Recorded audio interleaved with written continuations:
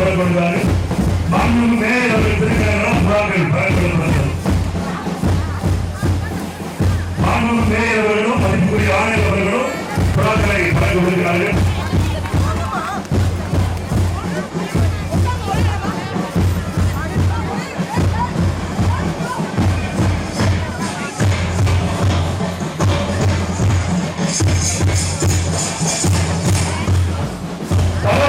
பலன்களை மாண்புமிகு மேயர் அவர்களும் மதிப்புக்குரிய ஆணையர் அவர்களும் வழங்க விடுகிறார்கள்.